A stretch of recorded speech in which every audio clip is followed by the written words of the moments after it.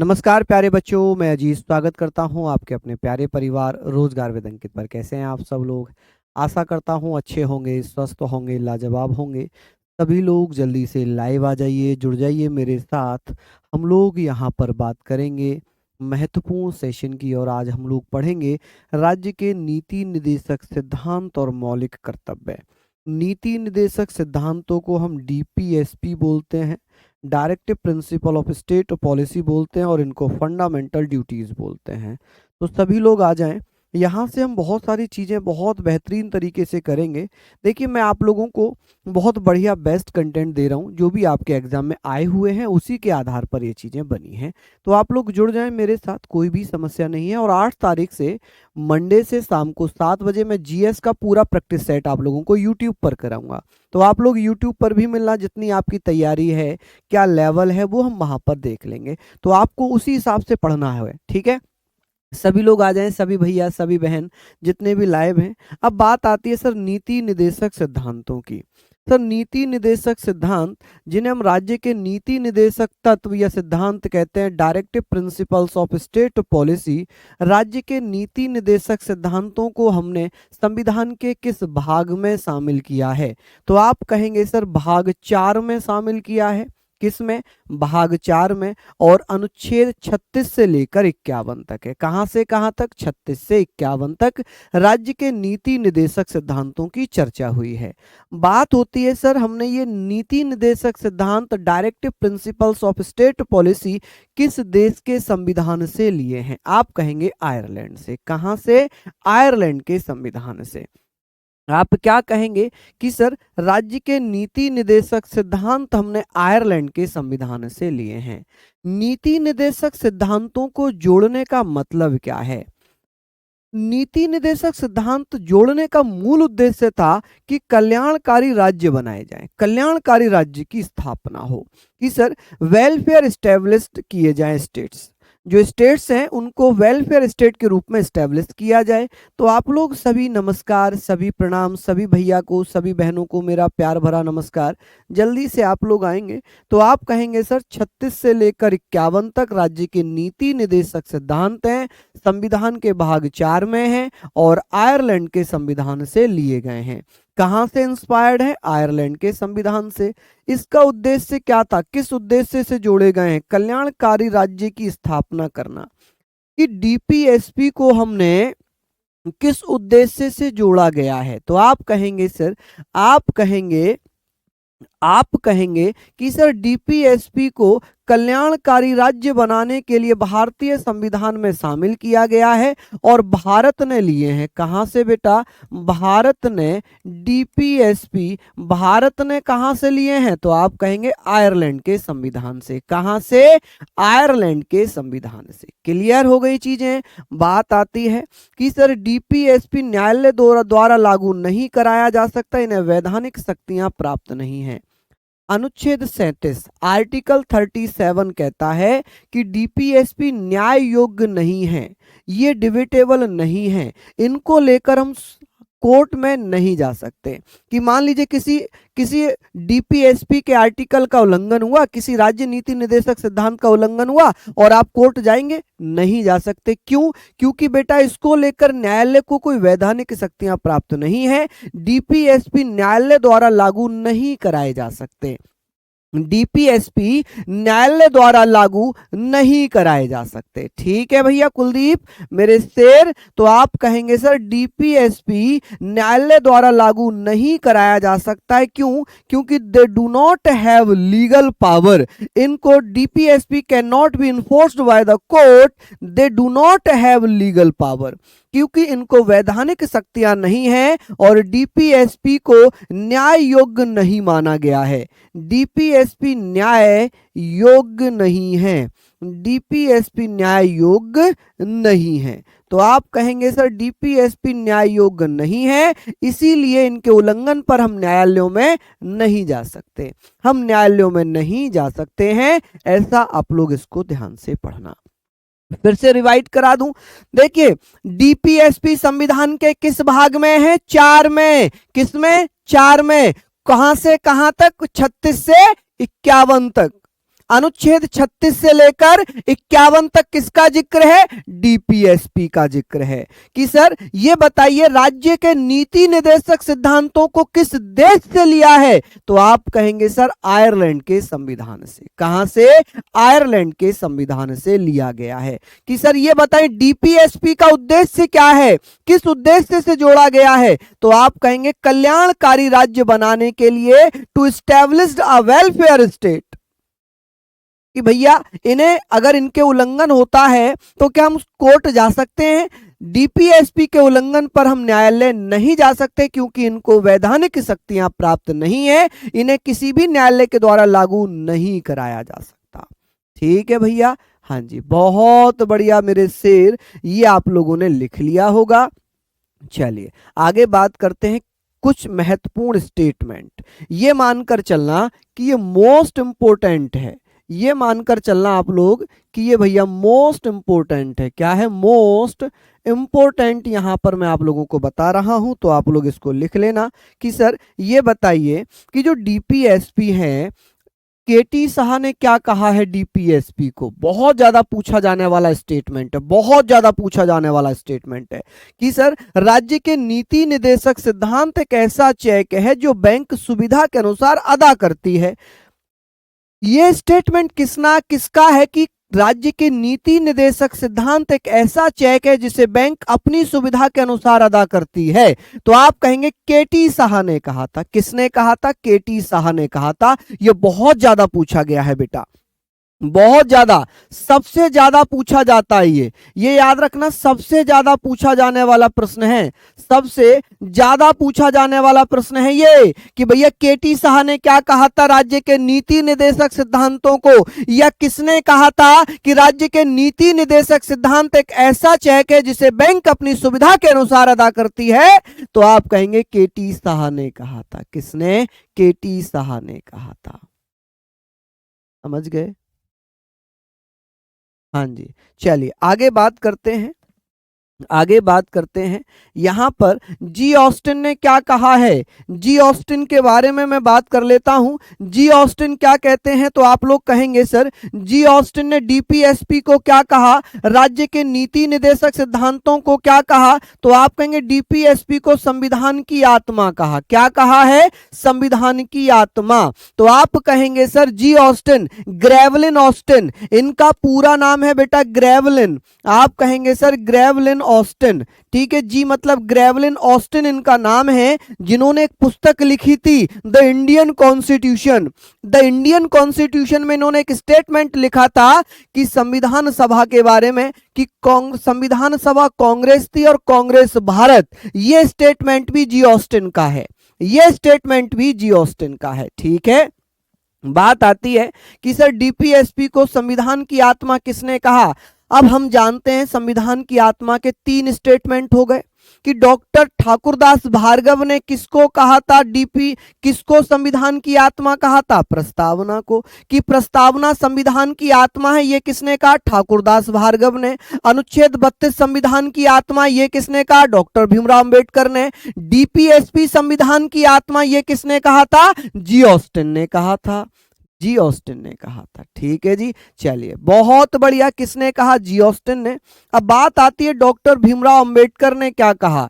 Doctor Bhimrao Ambedkar ने कहा कि डीपीएसपी को भारतीय संविधान की अनोखी विशेषता, ठीक है, डीपीएसपी को अनोखी विशेषता, unique feature of the Indian constitution, किसने कहा? भीमराव अंबेडकर। 3 स्टेटमेंट बता रहा हूं, 3 स्टेटमेंट, इनमें से एक आपको एग्जाम में देखने को मिल जाएगा। अगर आएगा तो इनमें से एक आपको जरूर देखने को मिलेगा। मैक्सिमम टाइम यही आता है कि डीपीएसपी को संविधान की आत्मा ग्रेवलिन ऑस्टिन ने कहा कि नीति निर्देशक सिद्धांत एक ऐसा चेक है जिसे बैंक अपनी सुविधा के अनुसार अदा करेगी। किसने कहा था? केटी साहा ने कहा था। संविधान की अनोखी विशेषता डीपीएसपी को अंबेडकर साहब ने कहा। खत्म।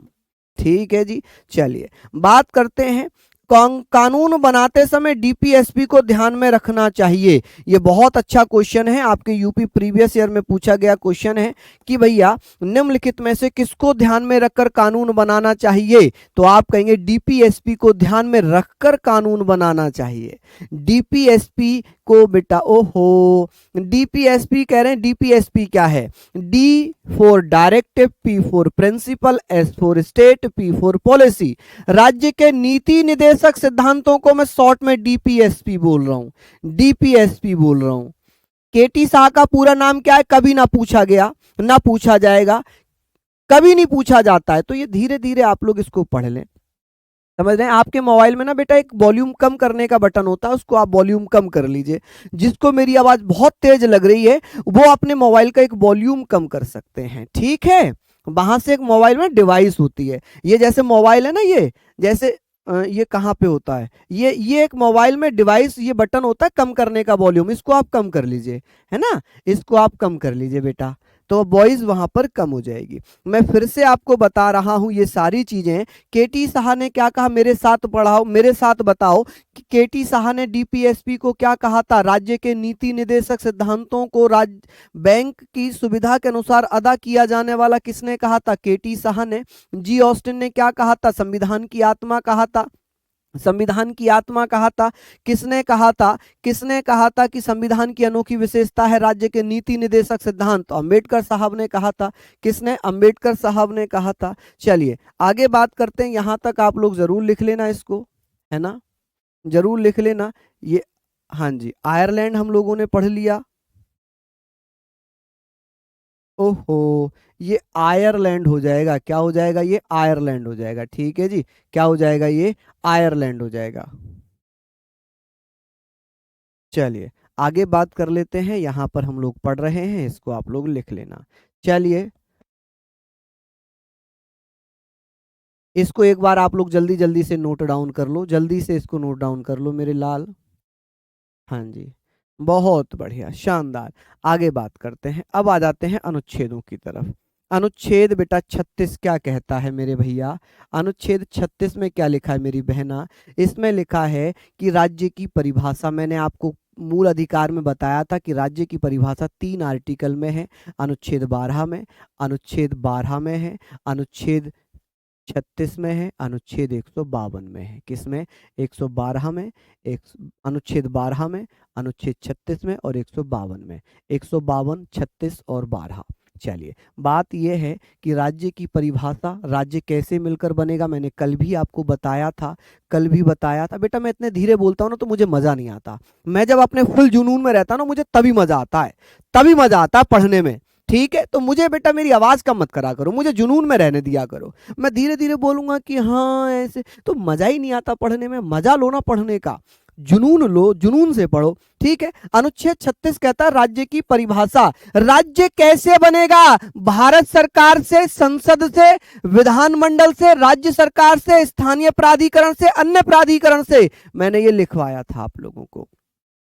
अब अनुच्छेद 37 कहता है डीपीएसपी किसी भी न्यायालय द्वारा लागू नहीं कराया जा सकता, ये वाद योग्य नहीं है क्योंकि इन्हें वैधानिक शक्तियां नहीं है, दे do not have legal power, इनको वैधानिक शक्तियां प्राप्त नहीं है। समझ रहे हैं आप मेरी बात? चलिए तो हम बात करेंगे अनुच्छेद 37 में डीपीएसपी, राज्य के नीति निदेशक सिद्धांत। इन्हें मैं डीपीएसपी को राज्य के नीति निदेशक सिद्धांत लिख रहा हूं, नीति निदेशक तत्व कह लो या सिद्धांत कह लो, सिद्धांत, ठीक है जी। चलिए बहुत बढ़िया। हम लोग यहां पर बात करें किसी भी न्यायालय द्वारा लागू नहीं कराया जा सकता। अनुच्छेद 38 की अगर मैं बात करूं, अनुच्छेद 38(1) में लिखा है कि राज्य का कर्तव्य है कि वह लोगों के लिए सामाजिक, आर्थिक, राजनीतिक न्याय प्रत्येक व्यक्ति को सुनिश्चित करे। इसकी जर्नल सी बात यह है कि यह राज्य को कल्याणकारी बनाने की बात करता है। क्या करने की बात करता है? राज्य को कल्याणकारी बनाने के लिए बोलता, बनाने की बात की गई है, की बात इसमें की गई। आम भाषा में मैं बात करूं तो राज्य का यह कर्तव्य होगा कि राज्य प्रत्येक नागरिक को आर्थिक, सामाजिक, राजनीतिक न्याय मुहैया कराए। कौन से आर्टिकल में लिखा है? कौन से आर्टिकल में लिखा है कि भैया प्रत्येक नागरिक को आर्थिक, सामाजिक और राजनीतिक न्याय मिल सके? तो अनुच्छेद 38 में। किसमें? अनुच्छेद 38 में। ठीक है मेरे बच्चे, अनुच्छेद 38 में। क्लियर है? तो हम बात करेंगे कि सर अनुच्छेद 38 कल्याणकारी राज्य बनाने की बात करता है, जिसमें प्रत्येक नागरिक को आर्थिक, सामाजिक और राजनीतिक न्याय की बात की गई है। क्लियर? आगे चलते हैं। यहाँ तक आप लोग लिख लीजिए, यहाँ तक आप लोग लिख लीजिए। कौन सा आर्टिकल कहता है कि राज्य की नीति निदेशक सिद्धांतों को कोर्ट के द्वारा लागू नहीं कराया जाएगा? तो आप कहेंगे सर अनुच्छेद 37। कौन सा? आर्टिकल 37। क्लियर? तो यहाँ पर आप कहेंगे अनुच्छेद 37। ठीक है, चलिए आगे बात करते हैं। आप सोच रहे हो इतनी तेज बोलने में क्या होता है ना, ये सांस जो नसें ना फूलने लगती हैं, दर्द होता है, लेकिन फिर भी हम लोग आपके लिए चीखते हैं दिन भर, क्योंकि धीरे धीरे बोलेंगे तो हो सकता है आपको सुस्ती आए, हो सकता है आपको नींद आने लग जाए। तेज आवाज में ही मजा आता है पढ़ने में। ठीक है, चलिए लिख लेंगे आगे। अनुच्छेद 39 क्या कहता है? आर्टिकल 39 में क्या लिखा है? राज्य समान कार्य के लिए समान वेतन देगा। ये तो हमने पढ़ लिया भाई, समान कार्य के लिए समान वेतन। लेकिन ये लिखा किसमें है कि भैया 39 घ या 39 डी, इसमें 39 डी स्त्री और पुरुषों के समान कार्य के लिए समान वेतन देगा। लेकिन 39 का में क्या लिखा है कि सभी को समान रूप से न्याय, आर्थिक रूप से कमजोर व्यक्तियों को निशुल्क विधिक सहायता। कौन सा आर्टिकल है, कौन सा अनुच्छेद है जो सभी लोगों को निशुल्क समान रूप से न्याय देगा, आर्थिक रूप से पिछड़े लोगों को क्या देगा? निशुल्क विधि सहायता देगा। कि भैया कानूनी सहायता कौन से आर्टिकल में दी गई है? तो अनुच्छेद 39 का में। आर्टिकल 39 का में लिखा हुआ है कि भैया सभी लोगों को समान व निशुल्क कानूनी सहायता देना। कौन से आर्टिकल में? 39 का में। 39 डी क्या कहता है कि स्त्री हो या पुरुष हो, सभी को समान कार्य के लिए समान वेतन दिया जाएगा। ऐसा कहां लिखा है? ऐसा लिखा है मेरे लाल, ऐसा इसमें लिखा अनुच्छेद 39 घ में। किसमें? अनुच्छेद 39 घ में। ठीक है, चलिए तो आप लोग इसको भी नोट डाउन करिए। फिर से मैं बता दूं, 36 में राज्य की परिभाषा, 37 में डीपीएसपी न्यायालय के द्वारा लागू नहीं कराए जाएंगे। अनुच्छेद 38 में कल्याणकारी राज्य बनाने की बात की गई, सामाजिक, आर्थिक, राजनीतिक न्याय मुहैया कराया जाएगा। 39 में क्या लिखा है? समान कार्य के लिए समान वेतन मिलेगा। 39 का कहता है कि भैया सभी को निःशुल्क व कानूनी सहायता दी जाएगी। 39 डी कहता है या घ कहता है स्त्री और पुरुषों को समान कार्य के लिए समान वेतन मिलेगा। ठीक है जी, समान कार्य के लिए समान वेतन मिलेगा। ठीक है जी, चलिए बेटा वाद्य योग्य का मतलब ही अपरिवर्तनीय होता है कि डीपीएसपी अपरिवर्तनीय है। ठीक है, चलिए नोट डाउन कर लिया होगा, नहीं किया होगा तो पीडीएफ मिल जाएगी, पीडीएफ आपको मिल जाएगी। आगे चलते हैं। अनुच्छेद 40 में क्या लिखा है? अनुच्छेद 40 में क्या लिखा है? इसमें लिखा है ग्राम पंचायतों का गठन। अनुच्छेद 40 ग्राम पंचायतों के गठन की बात करता है कि ग्राम पंचायतों का गठन, और ये गांधीवादी सिद्धांत पर आधारित है। किस पर? गांधीवादी सिद्धांत पर आधारित है। गांधीवादी सिद्धांत पर आधारित होगा। गांधीवादी सिद्धांत पर आधारित अनुच्छेद 40, जिसमें ग्राम पंचायतों का गठन है। अनुच्छेद 41 में सभी नागरिक अपनी योग्यता के अनुसार रोजगार व शिक्षा पा सकेंगे। हमने पढ़ा है ना, कुछ दशाओं में शिक्षा व रोजगार पाने का अधिकार कौन से आर्टिकल में है? आर्टिकल 41। इसमें लिखा हुआ है, इसमें लिखा हुआ है कि सभी नागरिकों को उनकी योग्यता के अनुसार, उनकी कैपेसिटी के अनुसार रोजगार मुहैया कराया जाएगा, उनको शिक्षा दी जाएगी, रोजगार दिया जाएगा, शिक्षा दी जाएगी। ऐसा प्रावधान कौन से आर्टिकल में है? तो आप कहेंगे सर अनुच्छेद 41 में। किसमें मेरे लाल? अनुच्छेद 41 में। 40 में क्या लिखा है? ग्राम पंचायत का गठन लिखा है। अनुच्छेद 42 में क्या लिखा है कि भैया काम करने की सही और मानवीय दशाएं। मनुष्य ऐसी स्थिति में काम करे जहां पर वो काम करने लायक हो। गंदगी है, बदबू आ रही है, मनुष्य वहां बैठ नहीं सकता, तो ऐसी स्थिति में वो काम नहीं कर पाएगा। तो बात ये आ गई, अनुच्छेद 42 कहता है कि कार्य करने की न्याय संगत व मानवीय दशाएं। ऐसी दशा जहां पर व्यक्ति बैठकर काम कर सके, ऐसी स्थिति जहां पर मनुष्य सही ढंग से कंफर्टेबल होकर काम कर सके। दूसरा, स्त्रियों को प्रसूति सहायता, जो वुमेन है, जो जिनको जैसे कंपनी है वहां पर एक एम्बुलेंस होगी, नर्सेज होंगी जहां पर महिलाएं काम करती हैं, कोई प्रेग्नेंट लेडी है, कोई गर्भवती महिला है, तो उसको प्रसूति सहायता मिलेगी। क्या मिलेगी? प्रसूति सहायता का मतलब क्या हो जाता है? तो आप कहेंगे मैटरनिटी हेल्प टू वुमेन, कि भैया कंपनियों में एम्बुलेंस और नर्सेज को रखना जरूरी है, नर्सेज को रखना जरूरी है। ठीक है, चलिए बहुत बढ़िया। तो आप कहेंगे सर अनुच्छेद 42 कार्य करने की न्याय संगत व मानवीय दशाएं, स्त्रियों को प्रसूति सहायता, ये किस में आ जाएगा? ये सी में आएगा। आप लोग इसको पढ़ लेना। क्लियर हो गई चीजें कि सर अनुच्छेद 40 में ग्राम पंचायत है, अनुच्छेद 41 में बेटा कुछ दशाओं में काम करने का व शिक्षा का अधिकार मिल जाएगा, अनुच्छेद 42 में कार्य करने की सही स्थिति, न्याय संगत दशाएं होनी चाहिए, प्रसूति सहायता मिलनी चाहिए, प्रसूति सहायता का मतलब मैटरनिटी हेल्प मिलनी चाहिए। चलिए, हाँ जी, देखिए पिता वो छाव है ना, जिसकी छाव में हम रहकर पनपते हैं।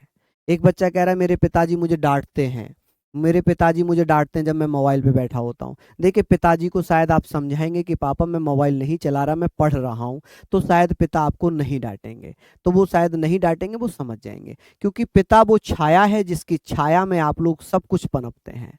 कहते हैं ना कि मुझे छाव में रखा और खुद जलता रहा धूप में, मुझे छाव में रखा और खुद जलता रहा धूप में, मैंने देखा एक ऐसा फरिश्ता मेरे पिता के रूप में, मैंने देखा है एक ऐसा फरिश्ता मेरे पिता के रूप में। तो वो फरिश्ता है हमारे लिए, है ना, वो खुद दिन भर काम करता है, गर्मी हो सर्दी हो खेत में लगा हुआ है, गर्मी बहुत भयंकर गर्मी पड़ रही है फिर भी वो खेत में है, सर्दी है भयंकर सर्दी है फिर भी वो खेतों में पानी लगा रहे हैं। क्या उन्हें ठंड नहीं लगती?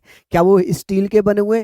बेटा उन्हें भी ठंड लगती है, लेकिन वो हमारे भविष्य के लिए, हमारे भविष्य के लिए लगे रहते हैं। तभी तो कहते हैं कि पिता वो छाया है जिसके छाया में हम लोग पनपते हैं। तो उस पिता की कसम है बेटा, इस बार जरूर आप लोग लिखना। ठीक है, चलिए इस बार जरूर आप सब लोग लग जाना। तो हम बात कर रहे हैं कि सर महिलाओं को प्रसूति सहायता और मानवों को काम करने की सही दशाएं अनुच्छेद 42 में है। अब बात आती है सर अनुच्छेद 43, ये हो गई संवैधानिक भाषा, ये हो गई संवैधानिक भाषा। मैं अपनी भाषा में समझा दूं, इसमें क्या लिखा है अनुच्छेद 43 में? राज्य का कर्तव्य है कि वे कृषि और उद्योग में लगे हुए सभी मजदूरों को जीवन निर्वाह के लिए उचित मजदूरी मिल सके। तो मेरी भाषा में आप लोग ऐसे पढ़ लो कि अनुच्छेद 43 में क्या लिखा है कि मजदूरों को जीवन निर्वाह के लिए उचित मजदूरी मिल सके। कहां लिखा हुआ है? अनुच्छेद 43। अनुच्छेद 43 कहता है कि जीवन निर्वाह के लिए उचित मजदूरी कौन से आर्टिकल में है? तो आप कहेंगे सर अनुच्छेद 43 में लिखा हुआ है कि जीवन निर्वाह के लिए उचित मजदूरी दी जाए। मान लीजिए आप मुझसे काम करवा रहे हैं और आप जो अच्छा काम जो आज की डेट में 260 रुपए है जो गवर्नमेंट है, तो अगर मुझे आप उससे कम रुपए देते हैं तो बेटा मेरे अधिकारों का हनन हो रहा है। तो उचित मजदूरी का मतलब है कि आप मुझसे दिन भर काम करवा रहे हैं तो कम से कम इतना रुपया तो दे पाए जितने रुपयों से मैं मेरा जीवन मेरा घर चल सके। ठीक है जी, चलिए बहुत बढ़िया। आगे बात करते हैं, आगे बात करते हैं 43 का, कर्मचारियों को औद्योगिक संस्थानों के प्रबंधन में भागीदार बनाए। जो मजदूर हैं, जो फैक्ट्रियां हैं, उन मजदूरों को उन फैक्ट्रियों के प्रबंधन में, मैनेजमेंट में भागीदार बनाया जाए। लेबर यूनियन, मजदूर यूनियन, आपने सुना होगा ना मजदूर यूनियन है, ये हमारे यूनियन के हैं, मूवी वगैरह में देखा होगा कि भाई ये यूनियन के प्रेसिडेंट हैं, है ना, कि भाई ये किसान यूनियन हो गया, ये मजदूर यूनियन हो गया। तो ऐसे ही कि भैया हर औद्योगिक संस्थानों में employ can be made partners in the management of industrial institutions, कि भैया हर कंपनी में कर्मचारियों को उनके प्रबंधन में भागीदार बनाया जाए। कुछ नियम कानून जब बनेंगे तो वहां पर मजदूरों की उपस्थिति होना अनिवार्य है। ठीक है बेटा, चलिए आगे बात करते हैं।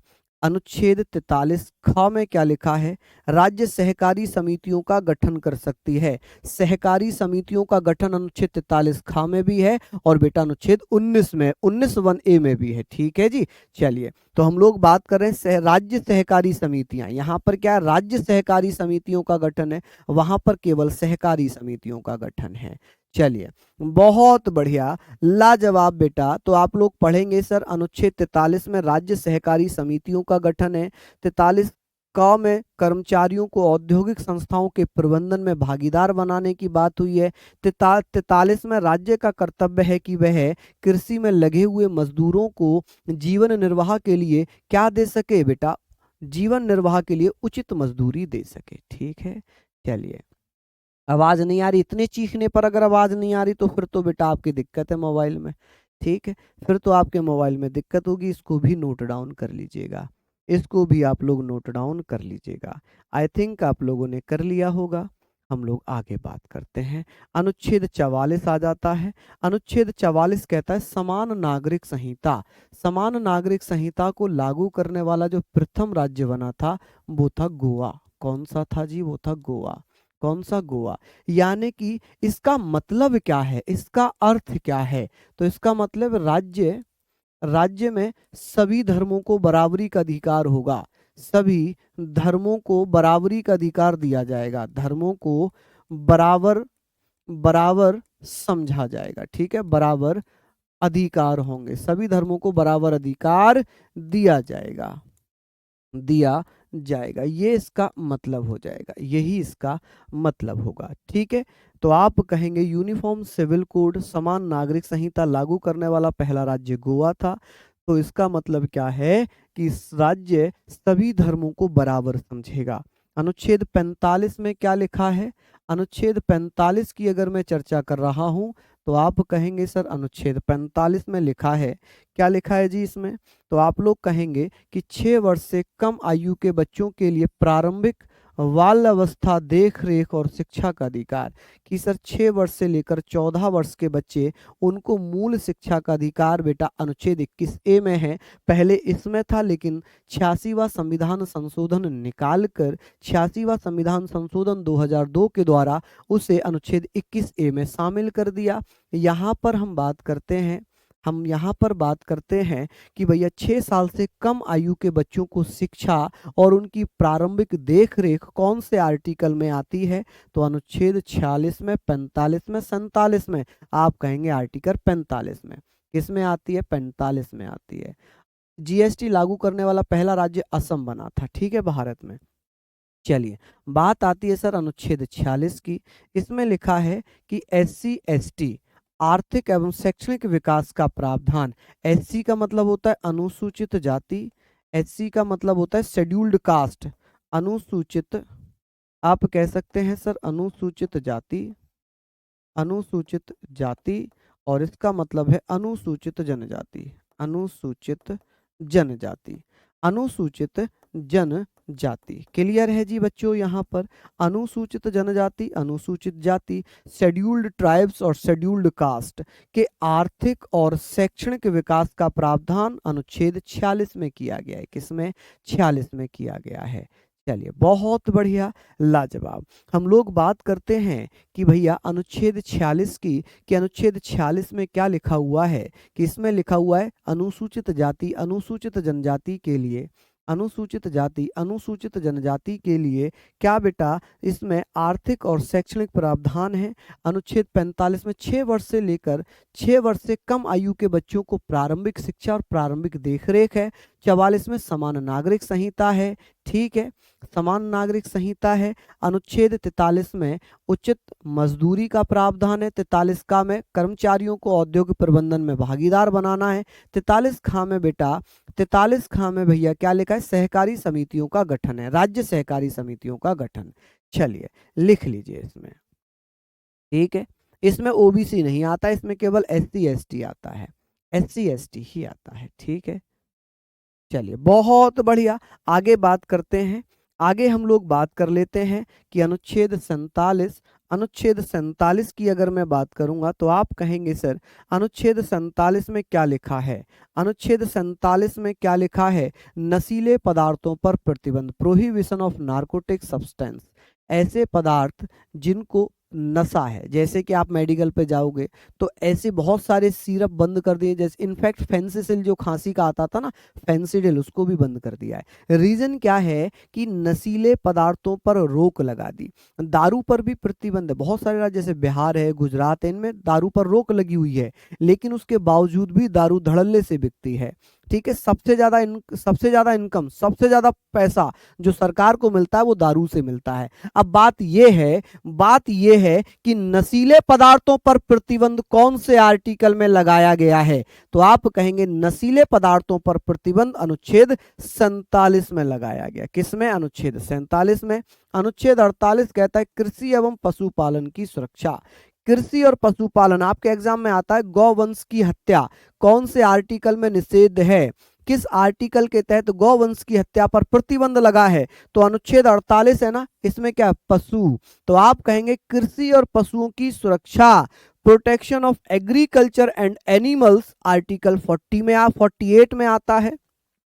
अनुच्छेद 48 कहता है कि कृषि एवं पशुओं की सुरक्षा। ठीक है जी, चलिए अनुच्छेद 48 का में क्या लिखा है? अनुच्छेद 48 का में क्या लिखा है? तो आप कहेंगे कि पर्यावरण संरक्षण तथा वन्य जीवों की रक्षा। अनुच्छेद 48 का किससे संबंधित है? तो पर्यावरण और वन्य जीव संरक्षण से संबंधित होगा। पर्यावरण संरक्षण है, वन्य जीव संरक्षण है। ठीक है जी, अभी मैं रिवीजन भी कराऊंगा। अनुच्छेद 49 राष्ट्रीय एवं ऐतिहासिक स्मारकों की रक्षा।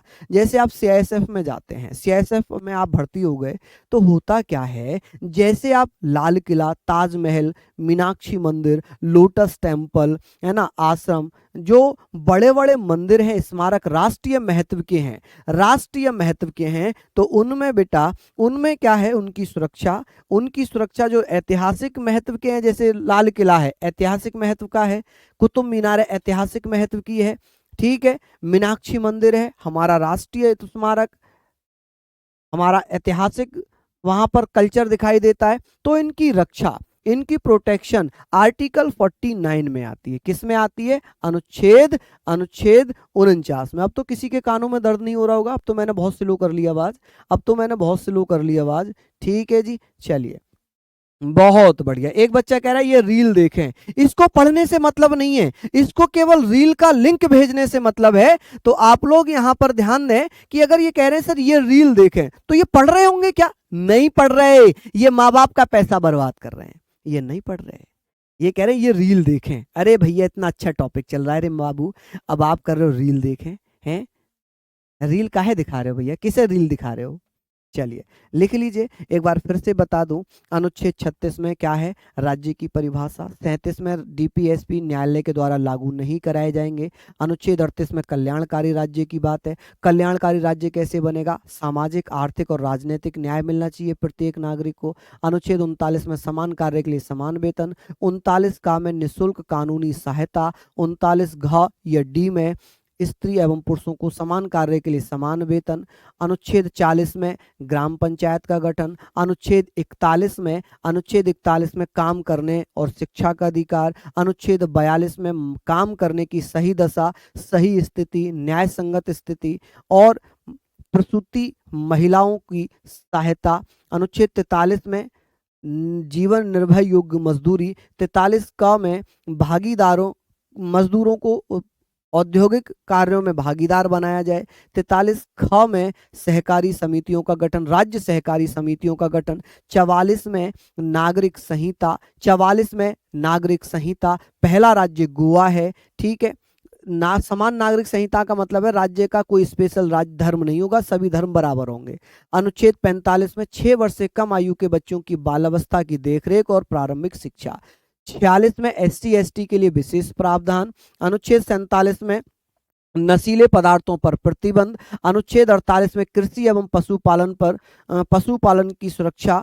अनुच्छेद 48 क में क्या लिखा है? पर्यावरण संरक्षण एवं वन्य जीवों की रक्षा। अनुच्छेद 39 में राष्ट्रीय एवं ऐतिहासिक स्मारकों की रक्षा। चलिए अनुच्छेद 50 क्या कहता है। अनुच्छेद 50 में क्या लिखा है, कार्यपालिका एवं न्यायपालिका को अलग अलग करना, separation of executive and judiciary. अनुच्छेद 50 में लिखा है कि कार्यपालिका को न्यायपालिका से अलग करने का प्रावधान कौन से आर्टिकल में है, अनुच्छेद 50 में। किसमें, अनुच्छेद 50 में। किसमें है, अनुच्छेद 50 में। क्लियर है, यहां तक आप लोग पढ़ेंगे क्या, यहां तक हाँ बहुत बढ़िया, महत्वपूर्ण है बेटा, सारे महत्वपूर्ण है कि अनुच्छेद 50 कहता है कि कार्यपालिका और न्यायपालिका दोनों अलग अलग होंगे, दोनों अलग अलग होंगे, ये सारी चीजें यहां लिखना। अनुच्छेद 51 की अगर मैं बात करता हूं, अंतरराष्ट्रीय शांति और सुरक्षा तथा भारत की विदेश नीति से संबंधित निदेशक तत्व। क्या यहां तक आप लोग पढ़ लेंगे, क्या यहां तक आप लोग पढ़ेंगे कि सर ये बहुत इंपॉर्टेंट है, बहुत ज्यादा एग्जाम में पूछा गया है कि भैया अंतरराष्ट्रीय शांति सुरक्षा तथा विदेश नीति से संबंधित निदेशक तत्व अनुच्छेद 51 में आते हैं। अब मैं रिवीजन कराने वाला हूं, 5 मिनट में रिवीजन को दूंगा ताकि आप लोग इसको पढ़ें। अनुच्छेद 46 में SC ST से संबंधित महत्वपूर्ण प्रावधान। ठीक है जी, चलिए बहुत बढ़िया, शानदार, नोट डाउन कर लिए होंगे आप लोगों ने ये, एक बार इसको देख लीजिएगा, एक बार इसको सारे बच्चे देख लेंगे। अब हम लोग बात कर रहे हैं, यहां तक आपने देख लिया, चलिए बात करते हैं सर रिवीजन। राज्य की परिभाषा कौन से अनुच्छेद में थी, 36 में। किसमें, अनुच्छेद 36 में। यहां लिखा है कि DPSP किसी भी न्यायालय द्वारा लागू नहीं कराया जा सकता, ये वाद्य योग्य नहीं है। कौन सा आर्टिकल है, बताइए कौन सा आर्टिकल है, आर्टिकल 37, आर्टिकल 37। और ये कौन सा आर्टिकल था, ये आर्टिकल था 36, अनुच्छेद 12, 36, 152। ठीक है, चलिए अब बात करते हैं, राज्य का कर्तव्य है कि वह लोगों के लिए सामाजिक आर्थिक राजनीतिक न्याय प्रत्येक व्यक्ति तक सुनिश्चित करे। ये कौन से आर्टिकल में था, ये कौन से आर्टिकल में था, तो ये अनुच्छेद 38 में था। नेक्स्ट है, समान कार्य के लिए समान वेतन कौन से आर्टिकल में दिया जाएगा, तो आप कहेंगे सर ये हो जाएगा अनुच्छेद 39। क्या हो जाएगा, अनुच्छेद 39। क्लियर है, अनुच्छेद 39 में। ठीक है मेरे बच्चे, किसमें, अनुच्छेद 39 में समान कार्य के लिए समान वेतन दिया जाएगा। ठीक है, चलिए रिवीजन है, इसमें थोड़ा फास्ट कर रहे हैं हम। अब बात आती है कि सभी को समान रूप से न्याय, आर्थिक रूप से कमजोर व पिछड़े व्यक्तियों को निःशुल्क सहायता मिलेगी। ये अनुच्छेद किसमें है, 39 का में है। किसमें, 39 का में। स्त्री और पुरुषों को समान कार्य के लिए समान वेतन दिया जाएगा, ये किसमें हो जाएगा, 39 घ में हो जाएगा या 39 डी में हो जाएगा। ठीक है, ये 39 ए में हो जाएगा। ठीक है जी, चलिए लिखें आगे, आगे चलते हैं। पंचायतों का गठन कौन से आर्टिकल में आता है, तो आप कहेंगे सर आर्टिकल 40। अनुच्छेद 40, सभी नागरिक अपनी योग्यता के अनुसार रोजगार व शिक्षा पा सकते हैं, कौन से आर्टिकल में होगा, चलिए बता दीजिए। मन ही मन में पढ़ते रहिए, मन ही मन में पढ़ते रहिए, जल्दी जल्दी से बताएंगे, जल्दी जल्दी से बताएंगे। तो आप कहेंगे सर ये कौन से आर्टिकल में होगा, अनुच्छेद 41 में। किसमें, अनुच्छेद 41 में। नेक्स्ट है कि भैया कार्य करने की न्याय संगत मानवीय दशाएं, स्त्रियों को प्रसूति सहायता, अनुच्छेद 42। राज्य का कर्तव्य है कि वह कृषि और उद्योग में लगे हुए सभी मजदूरों को जीवन निर्वाह के लिए उचित मजदूरी मिल सके, कौन से आर्टिकल में है, ये कौन से आर्टिकल में होगा, तो आप कहेंगे सर ये 43 में है। उचित मजदूरी मिलना अनुच्छेद किस में होगा, अनुच्छेद 43 में होगा। ये अब रिपीट हो गए होंगे, अब आपको रट भी गए होंगे, अब आपको रट भी गए होंगे। नेक्स्ट है, कर्मचारी और औद्योगिक संस्थाओं के प्रबंधन में कर्मचारियों को भागीदार बनाया जाए, ये 43 का है, 43 ए है। राज्य सहकारी समितियों का गठन, ये 43 खा है। क्या है, 43 खा। चलिए क्या हो जाएगा, 43 खा हो जाएगा। समझ गए यहां तक, हाँ जी बहुत बढ़िया, लाजवाब। आगे चलते हैं, समान नागरिक संहिता। समान नागरिक संहिता बेटा किस में है, आप कहेंगे सर अनुच्छेद 44 में है। 6 वर्ष से कम आयु के बच्चों के लिए प्रारंभिक बाल अवस्था देखरेख और शिक्षा का अधिकार कौन से आर्टिकल में होगा, तो आप कहेंगे 45 में। किस में, 45 में, अनुच्छेद 45 में। किसमें? अनुच्छेद 45 में। SC ST के आर्थिक शैक्षणिक विकास का प्रावधान अनुच्छेद 46 में है, 46 में है। नशीले पदार्थों पर प्रतिबंध किसमें होगा? आर्टिकल 47 में। किसमें? आर्टिकल 47। कृषि एवं पर्यावरण, गौवंश की हत्या, गौवंश की हत्या, गौवंश की हत्या। तो आप क्या कहेंगे भैया, ये किसमें है? तो आप कहेंगे सर ये किसमें हो जाएगा? तो आप कहेंगे 48 में। और ये भी किसमें होगा बेटा? अनुच्छेद 48 में। किसमें? अनुच्छेद 48 में। किसमें हो जाएगा? अनुच्छेद 48 में। चलिए नेक्स्ट है पर्यावरण संरक्षण और वन्य जीवों की सुरक्षा। तो आप कहेंगे सर 48A में। किसमें? 48A में। राष्ट्रीय और ऐतिहासिक स्मारकों की रक्षा, आप कहेंगे सर ये 48, सॉरी ये किसमें हो जाएगा? अनुच्छेद 49 में। कार्यपालिका न्यायपालिका को अलग करना, ये हो जाएगा भैया अनुच्छेद, ये हो जाएगा अनुच्छेद 50 में। अब एक बचा है, एक अनुच्छेद बचा है, कौन सा? आप कहेंगे अंतरराष्ट्रीय शांति और सुरक्षा से संबंधित प्रावधान, अनुच्छेद 51। क्या ये आपको याद हो गए? याद हुए या नहीं? जल्दी जल्दी से बताइए। मैं फिर से एक बार आपको रिपीट कर दूं कि सर किसने कहा था कि राज्य के नीति निर्देशक सिद्धांत एक ऐसा चेक है जिसे बैंक अपनी सुविधा के अनुसार अदा करता है? तो वो केटी साहा था। कौन था? केटी साहा। किसने कहा था कि डीपीएसपी राज्य के नीति निर्देशक सिद्धांत क्या है? संविधान की आत्मा है। जी ऑस्टिन ने कहा था। किसने कहा था कि राज्य के नीति निर्देशक सिद्धांत डीपीएसपी संविधान की अनोखी विशेषता है? तो आप कहेंगे सर किसने कहा था? अंबेडकर साहब ने कहा था। किसने? अंबेडकर साहब ने कहा था। बेटा आर्मी में तो बहुत इजी आता है, ये सब इतना इतना डीप आर्मी में नहीं आता है, ठीक है, इतना डीप आर्मी में नहीं आता। अब बात आती है मौलिक कर्तव्यों की, बात आती है मौलिक कर्तव्यों की। सबसे इम्पोर्टेंट चीजें हैं। अब आप लोग आ जाइए, पहले आप लोग यहाँ तक तो आ ही चुके होंगे। पहले सब लोग थंब कर दीजिए कि यहाँ तक आ गए हैं, मेरे बराबर तक सब आ गए। चलिए चलिए, बहुत बढ़िया, शानदार। जल्दी से थंब करके बताएं कि हाँ जी मैं मौलिक कर्तव्य स्टार्ट करूं, मौलिक कर्तव्य स्टार्ट करूं। चलिए बहुत बढ़िया, शानदार, लाजवाब। हाँ जी चलिए बहुत बढ़िया, शानदार। आगे बात करते हैं अब हम कि सर मौलिक कर्तव्य, फंडामेंटल ड्यूटीज, मौलिक कर्तव्य हमारे संविधान में नहीं थे। जब हमारा संविधान 26 जनवरी 1949 को लागू हुआ तब मौलिक कर्तव्य हमारे संविधान में नहीं थे। हमने इन्हें 1976 में शामिल किया। कब? 1976, कि भैया 42वां संविधान संशोधन किया गया 1976 में, तब मौलिक कर्तव्यों को हमने शामिल कर लिया। ठीक है, अब बात आती है सर संविधान के भाग 4A में अनुच्छेद 51A जोड़ा गया। और ये कहाँ से लिए गए मौलिक कर्तव्य? रूस से। कि सर मौलिक कर्तव्य हमने कहाँ से लिए हैं? रूस के संविधान से।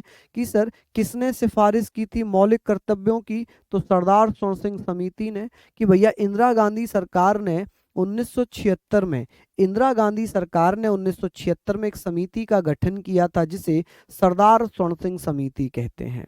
सरदार स्वर्ण सिंह समिति ने सिफारिश की, इन्होंने सिफारिश की कि 8 मौलिक कर्तव्य जोड़े जाएं, लेकिन जोड़े गए थे 10। इनकी सिफारिश थी कि केवल 8 मौलिक कर्तव्य जोड़े जाएं, लेकिन जोड़े कितने गए थे? 10 मौलिक कर्तव्य जोड़े गए थे। वर्तमान में कितने? 11 मौलिक कर्तव्य हैं। प्रेजेंटली 11 फंडामेंटल ड्यूटीज हैं। कि सर 11वां कब जोड़ा गया है? अगर मैं 11वें की बात करूं तो आप कहेंगे सर 86वें संविधान संशोधन, 86वें संविधान संशोधन 2002 के द्वारा इसे जोड़ा गया है। और इसमें क्या लिखा है? 11वें में लिखा है कि 6 वर्ष से लेकर 14 वर्ष के बच्चे को, 6 वर्ष से लेकर 14 वर्ष के बच्चे को, 14 वर्ष के बच्चे को राज्य का कर्तव्य है कि वो निःशुल्क प्रारंभिक शिक्षा मुहैया कराए। देखिए माँ बाप का कर्तव्य, मूल अधिकार भी है 6 से 14 साल के बच्चे को शिक्षा पाने का अधिकार, मूल अधिकार 21A में। राज्य का कर्तव्य अनुच्छेद, राज्य का कर्तव्य है कि वह 6 साल से 14 वर्ष के बच्चे को शिक्षा दे, ये 51A में लिखा हुआ है। किसमें? 51A में लिखा है। चलिए बहुत बढ़िया, शानदार। हम लोग बात कर रहे हैं कि सर फंडामेंटल ड्यूटीज हमने किस देश से लिए हैं? आप कहेंगे रूस से। कौन से आर्टिकल में शामिल की गई? 51A में। कौन से भाग में जोड़े गए फंडामेंटल ड्यूटीज? तो आप कहेंगे सर भाग 4A में। ठीक है। किसकी सिफारिश पर? सरदार सोन सिंह समिति की सिफारिश पर। कब बनी थी? 1976 में। इसने कितने मौलिक कर्तव्य जोड़ने की बात की थी? 8। लेकिन जोड़े कितने गए थे? जोड़े कितने गए थे बेटा? 10। वर्तमान में कितने हैं? 11। वर्तमान में कितने हैं? 11। 11वां कब जोड़ा गया? 86वें संविधान संशोधन 2002 के द्वारा। इसमें क्या था? राज्य का क्या कर्तव्य बताया कि 6 से लेकर 14 वर्ष के बच्चों को निःशुल्क व अनिवार्य शिक्षा दिया जाएगा। चलिए, लिख लिए यहां तक आप लोगों ने? स्टेटमेंट जितने भी मैं लिखवा रहा हूं, स्टेटमेंट जरूर पढ़ लेना, स्टेटमेंट जरूर पढ़ लेना जितने भी मैं करा रहा हूं आप लोगों को। ठीक है। चलिए, आपकी शादी हो गई? मेरा तो 2 ढाई साल का बेटा भी है, 2.5 साल का बेटा भी है। बहुत सारे बच्चों ने देखा होगा। हाँ, मैं इंस्टा पे उसकी वीडियोस वगैरह डालता रहता हूँ। हाँ, बहुत सारे बच्चे, बहुत सारे देखा है। अच्छा, आप लोग इंस्टा पे यार बहुत ज़्यादा मैसेज करते हैं, ये जो ज़रूरी चीज़ें वही करा करो। अब इतने सारे मैसेज दिन में आते हैं, कहाँ तक मैं कर पाऊंगा उनका रिप्लाई है? बताओ। चलिए, लिख लिया आप लोगों ने। नेक्स्ट है, हम बात कर रहे हैं कि सर 11वां कब जोड़ा गया था? 11वां जोड़ा गया था कि भैया 11वां मौलिक कर्तव्य 86वें संविधान संशोधन अधिनियम 2002 के द्वारा जोड़ा गया है। और इसमें 6 वर्ष से लेकर 14 वर्ष के बच्चों को प्राथमिक शिक्षा का अधिकार दिया गया है। ठीक है जी, क्या किया गया है? इसमें प्राथमिक शिक्षा का अधिकार दिया गया है। ठीक है। चलिए, बहुत बढ़िया, शानदार, लाजवाब। हाँ जी। क्या नाम है? अजीत सर, RWA नाम है बेटा। चलिए, बहुत बढ़िया, शानदार। आगे बात करते हैं कि 6 वर्ष से लेकर 14 वर्ष के बच्चों को क्या होगा? प्राथमिक शिक्षा दी जाएगी। ऐसा प्रावधान भी इसमें किया गया है। ठीक है। अब बात आती है सर, पहला मौलिक कर्तव्य क्या है? पहला मौलिक कर्तव्य क्या है? राष्ट्रीय ध्वज और राष्ट्रीय गान का सम्मान, संविधान का सम्मान करना। ये क्या है? हमारा तिरंगा है। ये क्या है? हमारा तिरंगा है। और ये क्या है? ये केसरिया रंग है। ये कैसा रंग है बेटा? केसरिया रंग है। तो आप कहेंगे केसरिया। अब केसरिया रंग है, ये केसरिया रंग किसका प्रतीक है? बलिदान का और साहस का। ये बेटा सफेद रंग है। ये क्या है? ये सफेद रंग है। और सफेद रंग किसका प्रतीक है? शांति का। ये हरा रंग है, ये आप सभी जानते होंगे। ये हरा है और ये समृद्धि का प्रतीक है। ये बेटा अशोक चक्र जो है ये नीले रंग का है, नीले रंग का है। और इसमें 24 तीलियां हैं। कितनी तीलियां हो जाएंगी इसमें? तो आप कहेंगे सर 24 तीलियां हैं। और ये तीलियां किसका तो ये निरंतर प्रगति का प्रतीक है। 24 तीलियां का मतलब है 24 घंटे निरंतर प्रगति करना। ठीक है, क्या करना? प्रगति करना। तो ये किसका प्रतीक हो जाएगा? तो पहला मौलिक कर्तव्य राष्ट्रीय ध्वज, राष्ट्रगान, संविधान का पालन करना। ठीक है जी। कि सर जो केसरिया रंग है तिरंगे का, वो किसका प्रतीक है? बलिदान का, साहस का। सफेद रंग शांति का प्रतीक है। हरा रंग समृद्धि का प्रतीक है। जो जो अशोक चक्र है, ये क्या है बेटा? ये अशोक चक्र है। अशोक चक्र, ये स्तंभ अशोक स्तंभ से लिया गया है, इसे अशोक चक्र कहते हैं, जिसमें 24 तीलियां हैं। और ये तीलियां प्रगति का प्रतीक है। ठीक है, नीले रंग का बना हुआ है। तो हमारे तिरंगे में कितने रंग हैं? 1, 2, 3 और 4 है ना। हालांकि इसको हम ना काउंट करके केवल तिरंगा कहते हैं, क्योंकि 3 रंग का बना हुआ है, 3 रंग का बना हुआ है। ठीक है, तिरंगा, इसीलिए इसका 3 रंग, तिरंगा। ठीक है। चलिए, आगे बात करते हैं। सर दूसरा मौलिक कर्तव्य क्या होगा?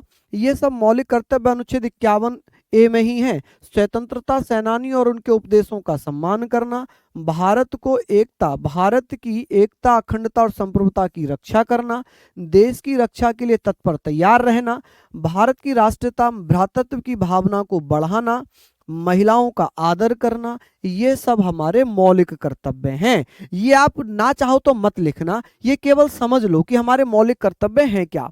ठीक है, पहला तो ये आपको समझ में आ ही गया होगा। ये पहला तो आपको समझ में आ ही गया कि भैया पहला मौलिक कर्तव्य कौन सा है। और भैया स्वतंत्रता सेनानी, उनके उपदेशों को, उनका सम्मान करना, जैसे महात्मा गांधी हो गए, सुभाष चंद्र बोस हो गए, भगत सिंह हो गए, चंद्रशेखर आजाद हो गए, सरदार वल्लभ भाई पटेल, जो हमारे स्वतंत्रता सेनानी रहे हैं, उनकी उनकी भावनाओं का सम्मान करना, उपदेशों का सम्मान करना, भारत की एकता, अखंडता और संप्रभुता की रक्षा करना, जरूरत पड़ने पर देश के लिए कुछ भी करने के लिए तैयार रहना, भारत की राष्ट्रता भ्रातृत्व की भावना को प्रोत्साहित करना, महिलाओं का आदर करना। इनको आप लोग बेटा चाहो तो मत लिखना, क्योंकि ये पीडीएफ मिल जाएगी ऐसे ही, ठीक है, पीडीएफ मिल जाएगी, आप इसको समझ लो, बस समझ लो नॉर्मली, ठीक है। आगे, देश की संस्कृति को बढ़ाना, देश की संस्कृति को बढ़ाना, जैव विविधता, पर्यावरण, झीलें, समुद्र, पशु आदि का संरक्षण करना, वैज्ञानिक भावना, जानने की इच्छा का विकास करना, सामाजिक राष्ट्रीय संपत्ति की रक्षा और हिंसा से दूर रहना, जीवन में हर क्षेत्र में आगे बढ़ने का प्रयास करते रहना, ये हमारे मौलिक कर्तव्य थे, जो 10 जोड़े गए थे, जो 10 जोड़े गए थे। ठीक है, अब 11वां कौन सा है बेटा? 11वां मैंने आपको बता ही दिया है।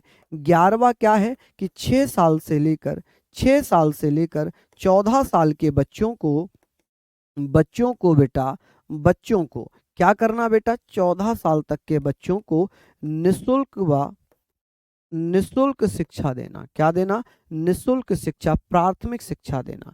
चलिए कृष्णा जी, हाँ जी, बहुत बढ़िया। सोहन, अनामिका, आकांक्षा, रोहित, दीपांशु, अंजलि, ज्ञान, राज, काजल, अभिजीत, दीपशिखा, अनुज, संकेत, शिव कुमार, राज पटेल, प्रबल, मोहम्मद फैजान, रजत कटियार, अनुभव कुमार, श्वेत प्रताप सिंह, अमित पाल, तनु, मीनाक्षी, इतने जल्दी जल्दी नाम आ रहे हैं, समझ में नहीं आ पा रहा। कृष्णा यादव, अमन, निखिल, हाँ जी, बहुत बढ़िया। ये सारी चीज़ें हैं, आप लोग इनको लिख लेंगे।